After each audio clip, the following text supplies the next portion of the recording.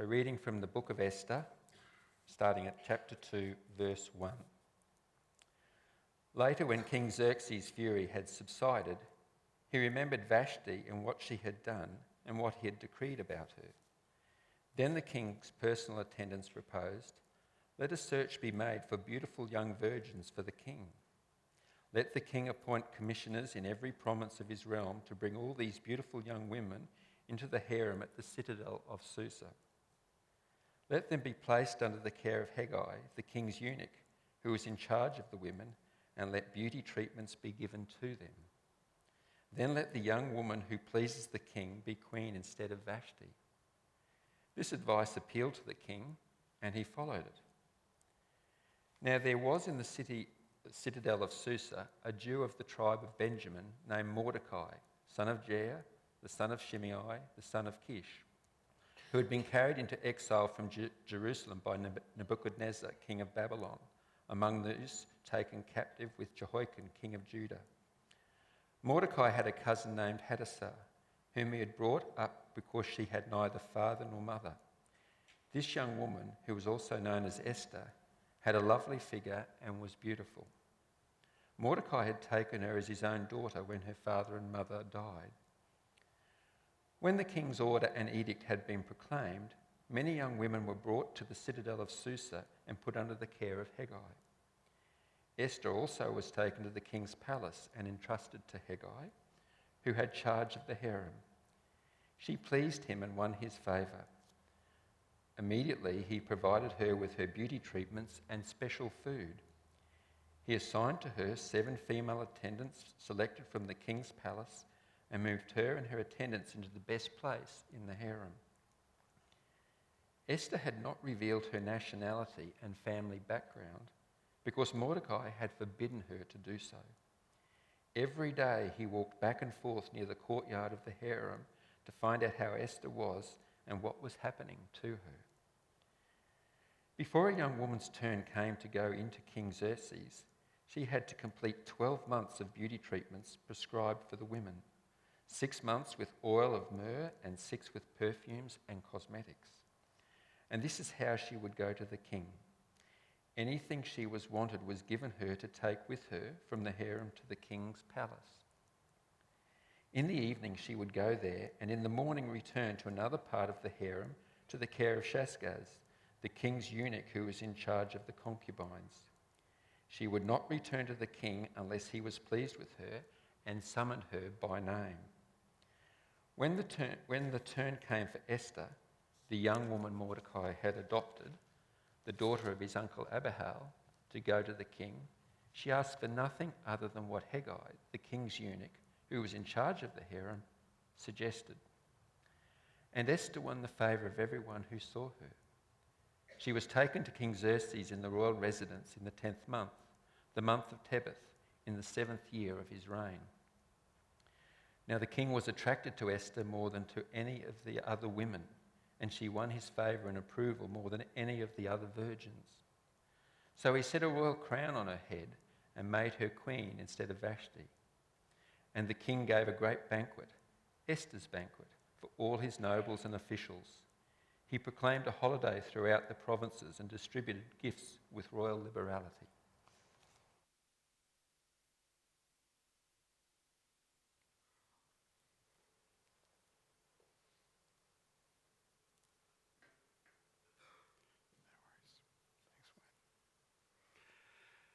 Well, good morning and welcome to the last of our 3-part series looking at 3 books of the Old Testament. We looked at Jesus in the book of Proverbs, Jesus in Ecclesiastes, and today we're looking at Jesus in the book of Esther. I want to ask you this morning, do you have moments, I'm sure you probably do, where you ask, where is God in all of this? Does God know? Does God really care what I'm going through? Life for us at times feels like the title and theme of that Lemony Snicket story, a series of unfortunate events. If you know the story, you'll know how it unfolds. The Baudelaire children go through a series of very unfortunate events, led through a crazy series of events by the character Count Olaf, their uncle, who is played by Jim Carrey. And the story begins with them losing their parents tragically, and then Count Olaf only wants their money, and so he imposes upon them one bad event after another until the story climaxes and their fortunes, so to speak, turn. And the story ends saying, the Baudelaire children were very fortunate indeed. Is that how you feel in life sometimes? You feel like life is a run of good luck and bad luck, intermixed, interspersed with one another? You know, at the end of Luke's gospel, as Luke reports to us the life of Jesus, his life and ministry, it climaxes at what to the human eye at first looks like a series of unfortunate events. Jesus was betrayed by one of his closest followers, one of the 12, Judas. He was then condemned by his own people's court, condemned unjustly. And then after being beaten and abused by the Roman soldiers, he was condemned to die on a cross, condemned by the Roman governor, he who had done no wrong.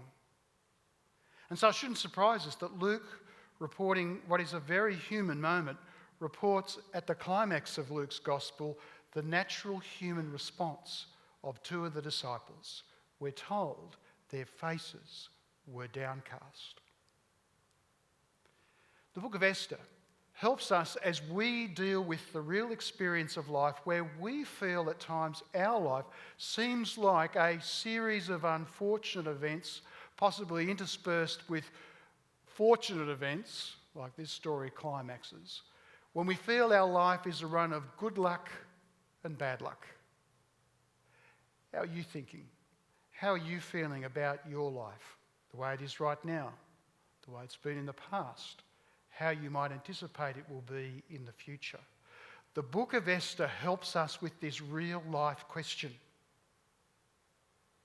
You would have noticed as you came into the building that we very much have a party theme around us. And that's deliberate because this week here at Carina, we've had Community Connect and the theme has been party.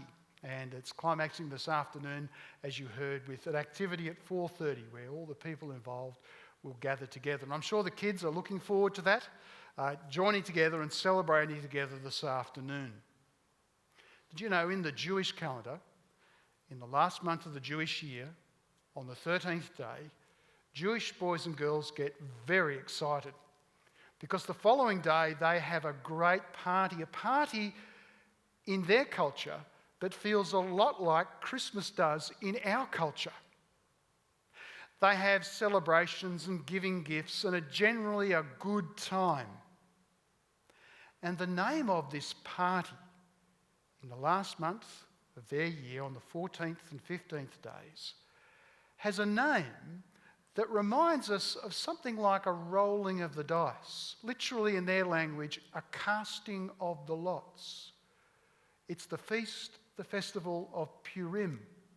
And as they gather and have this great festival and party together, the last festival of their year, they stop and pause in the middle of it. And the story of the book of Esther, is acted out, often acted out by the children who are present. And the story reminds them why they are celebrating with such great joy. It's a story that comes as the story of the Old Testament is drawing to its close. A story from the same time of Daniel and the lion's den. A story from the time of the great Persian Empire that ruled from India to Egypt, from the Black Sea to the Red Sea. And as we go back in time to that story, we'll find that in the capital city, a place named Susa, lives a man, a Jewish man. His name is Mordecai. This Jewish man, he works for the king, the emperor, Xerxes. And his ancestors, some 100 years earlier, had been taken, dragged away from their burning homes in Jerusalem, dragged away by the invading Babylonians, and taken off to far off Babylon as captives. But then some 70 years later, The Medes and the Persians had invaded the Babylonian Empire and overthrown it and replaced it with their own empire. And they then allowed the Jewish people to return home to Jerusalem and to rebuild their city. But some remained behind to work for the Persians, and Mordecai was one of those people. He was a high official of the Emperor Xerxes. But he was not the only one in his household who remained behind. There was another Jewish person, a beautiful woman named Esther. Their neighbours thought of her as Mordecai's daughter. In fact, as we heard in the reading, she had been raised as his daughter, but she was in fact his younger cousin. Her parents had died tragically when she was young. And so Mordecai had adopted her as his own daughter and raised her as his own.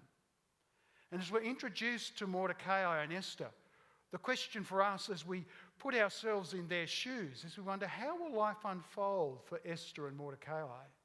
Esther has had what to us looks like an initial piece of really bad luck, the death of her parents.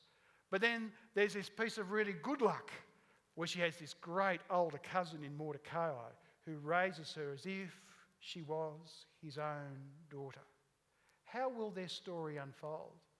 And we wonder, is there anything for us in this story? Well, what a story it is. If you've never read the book of Esther, I encourage you to read it when you go home. Because the story begins in true Persian style, with a huge festival being thrown by the Emperor Xerxes. For a whole 6 months, he shows off his great power and wealth and prestige to all the leading people of his empire. And then he climaxes it with a 7-day banquet, a 7-day feast. And he says to his servants, people can eat and drink as much as they like. And at the climax of the festival, they've all had far too much to drink, including the king himself. And affected by the wine, the king sends a message to one of his queens, for he has many queens. He sends a message to his chief queen, his head queen, Vashti, calling her to come before the king and his companions wearing her golden crown, for she is beautiful. And he wants his companions to gaze upon her beauty. But it seems that Vashti has some integrity about her. At great risk, she says no to the king. She will not go before him and his companions to let them gawk, gaze upon her. But the cost is that this king, in his great power, his great selfish power, he deposes her immediately from her role as chief queen, and she is banished to the lower ranks. As you heard in the reading, as David read for it a moment ago, he then goes on a search to find a beautiful young woman who will replace Vashti and become the new head queen. And of course, as we heard, Esther, the adopted daughter of Mordecai, is found, and she becomes the head queen, all the while hiding her identity as a Jewess. Meanwhile, down at the city gate, Mordecai is working. The city gate was an important place in that culture. Through the city gate, all the important business of the king and the palace came and went. In fact, important meetings were held right there in the city gate where Mordecai worked. And as he worked there one day, he overheard a conversation between two men who were expressing their great anger at the king and some decisions he had made. And the two of them were planning to assassinate the king, to depose him, to have a coup d'etat. Mordecai immediately reported it to Esther, who reported it to the king. The king investigated and found it to be true. The two men were arrested and were executed for their crime. And through these events, another man arises in the midst of them. His name is Haman, and he rises up to a position almost second to the king himself. He is he is an arrogant man, and he expects now, everywhere he goes, that all people except for the king will bow down and honour him will show him due deference and respect now that he has risen to this high role. But one thing troubles him. Every time he goes through the gate, all the dozens working there, bow down before him. But there is one who doesn't bow, who doesn't even acknowledge him, who goes on as if he's not even there. Mordecai. Mordecai will not show any respect to Haman, for he knows that Haman is a villain. Haman is the descendant of the kings of the Amalekites, the sworn enemy of the Jews, the Amalekites who for generations had been trying to wipe out the Jewish nation. And Mordecai will not bow down and honour such a man. And when Haman finds out that Mordecai is a Jew, he says, "This is my opportunity. I will not only kill Mordecai, I will do what my people have always wanted to do. I will wipe out his entire nation." He plans a holocaust against the Jewish nation. So Mordecai sends a secret message to Esther in the palace. "Esther, you must go in and see the king. You must go in." And so at great risk to her life, she goes in to see the king. And the king holds out his golden scepter and says to her, "You can have anything, my queen, up to half my kingdom. What is it that you want?" And she says, "I want you and Haman to come to a banquet tonight." So the king and Haman come. And they sit and they feast with her. And then the king says to her, "What do you want, my queen?" And she says, "Your Majesty, I simply want you and Haman to come again tomorrow night, and then I will tell you what I want." Well, Haman goes home thinking that he is at the peak of his career. I feasted with the king and queen themselves. Full of pride and boasting to his family, he decides that very night that in the morning when he wakes up, he will go and ask the king for the life of Mordecai. He has his servants construct a gallows outside his home. That next day he plans to hang Mordecai on those gallows. But that night, the king himself cannot sleep. There's no late night TV. And so he gets one of his servants to read to him the record of his reign. And as the servant is reading on and on through the dark hours of the night, suddenly the king says, "Stop!" For he's telling the story, reading the story of how Mordecai had informed him of the two traitors. And the king says to his servant, "Was Mordecai rewarded for this great act?" "No, your majesty," says the servant. "Well, we must reward him. The sun is coming up." Haman is walking in the gate, planning to ask for the life of Mordecai. And the king is saying to his servant, "We must reward this man. Where is one of my princes?" "Haman is here," says the servant. "Well, call him in," says the king. Haman comes in, thinking he is at the peak of his power. And the king says to Haman, "Haman, what should I do for the man I wish to honour?" And Haman in his arrogance thinks, "The king's speaking of me." "Oh, your majesty," he says, "what you should do is get your best royal horse. You should put this man on the royal horse, get him wearing one of your own royal robes and one of your crowns, and you should get one of your princes to lead him throughout the city of Susa, saying, 'This is what the king does for the man he honours.'" And Haman can imagine himself riding through the city, riding past the gallows and seeing Mordecai hanging there. But at that very moment, the king says, "My prince, this is what I want you to do for Mordecai." And at that moment, Haman's face falls as he has to lead Mordecai throughout the city, declaring, "This is what the king does for the man he honours." That night, the second feast is held. And it seems to Haman that his fortunes have turned. For that very night, his face is covered as the king shows his great anger towards Haman and his plans to wipe out the Jewish people, when the king realises that Esther is one of those people. And Haman is hung on the very gallows that he had prepared for Mordecai. And Mordecai is raised by the king to take the very place that was once Haman's, second in charge to the king himself. See, as we hear that story, It seems to us like a run of good luck interspersed with runs of bad luck, the way we sometimes feel about our lives. But you see, we can't really understand this story until we realise that there is another very big story at the background. This festival ends the Jewish year. There is another festival from the very early stages of the story of the Old Testament that begins the Jewish year, the festival of the Passover. The story of how God rescued his people from ancient Pharaoh, a Haman-like ruler who wanted to destroy the Israelite people. How God rescued them not quietly behind the scenes, but rescued them through 10 great miraculous signs, even opening up the sea before them. And so, as Esther and Mordecai face the events of their day, they know full well that the God that they trust in is the God who all those years ago had rescued his people from Egypt.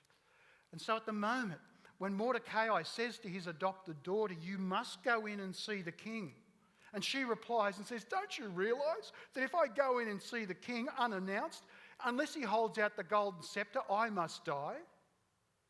The story of Exodus is doubtless in the back of Mordecai's mind as he says this to her: "Do not think that because you are in the king's house, you alone will escape. For if you remain silent at this time, relief and deliverance for the Jews not might arise, will arise from another place." Even though it's the ordinary events of life that seem to be at play, dramatic but ordinary, Mordecai is convinced, because of the Exodus story, that the same God must be at work in the circumstances of his time and place. And this is what leads him to say to his adopted daughter, "And who knows but that you have come to your royal position for such a time as this." See, the story of the Passover, which they happened to be celebrating around about that same time of the year as they were speaking, that story reminded them that the God who is there is real. He had acted to save his people all of those years ago. And while the events for them at that time seemed like good luck and bad luck, fortune and misfortune, they realised that the God of the Passover really was there, the God who had rescued them from Egypt. Now for us, as we look at our lives, we often feel, don't we, that our life is a run of good luck and bad luck. We wonder, what's going to happen for me? We get anxious about life, don't we? Mordecai could say these words to Esther: "Deliverance for the Jews will arise," because he knew the God who had rescued his people from Egypt all those years ago. God had acted in big, bold and miraculous events back then. And so though God was at work through the ordinary events of life in his time, he knew it was the same God. He knew that it wasn't just a matter of chance, of luck, good luck and bad luck, that God was at work in their world. Now what about us? What about you and me in our time? Do we have something that we can look back to when our life feels like a run of good luck and bad luck, fortune and misfortune? Do we have something solid that we can look back to and say, no, there is a real God who is at work in my world in the circumstances of my life? Well, yes, there is. And the message of Jesus actually calls us to look back to an event that at first, to us and to the original people back then, at first looked like a series of unfortunate events. Remember? Jesus was betrayed by one of his own, condemned by his own people's court, sent to be executed when he had done no crime. When our life feels like a run of good luck and bad luck, we are called to look back to this event. Why are we called to look back to this event? Well, because this event climaxes with something that changes our view of the world and life completely. So this is what happened to Peter. The Apostle Peter, who up until the moment that he stood up to speak at the beginning of the book of Acts, he had been somebody who had run away from Jesus when he was arrested. He had denied that he even knew him. He had hid in fear for his own life. But at the beginning of the book of Acts, he is standing up in public and speaking boldly. What had changed for Peter? What had changed for him? Well, this is what he said to the crowd. Fellow Israelites, listen to this. Jesus of Nazareth was a man accredited by God to you by miracles, wonders and signs, which God did among you through him, as you yourselves know. This man was handed over to you by God's deliberate plan and foreknowledge, and you, with the help of wicked men, put him to death by nailing him to the cross. There was that run of what seemed like a set of unfortunate events, but the next words are the ones that change everything. Peter then says, but God raised him from the dead, freeing him from the agony of death, because it was impossible for death to keep its hold on him. The resurrection had changed Peter's view of those events. What seemed like a series of unfortunate events, the resurrection breaks in and changes Peter's world completely, turns it upside down. See, Mordecai could say to his adopted daughter in that ancient time, and who knows, but that you have come to your royal position for a time such as this.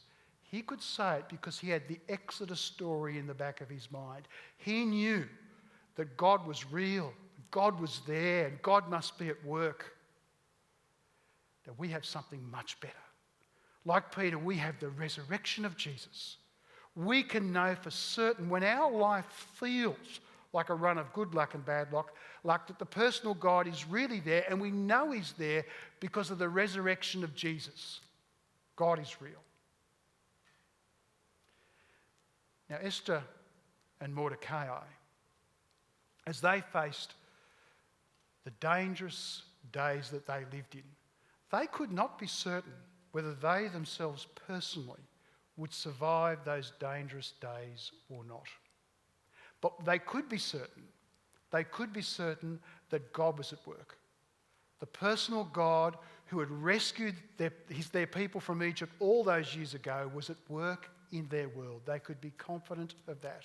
And they were able to make decisions based on that confidence.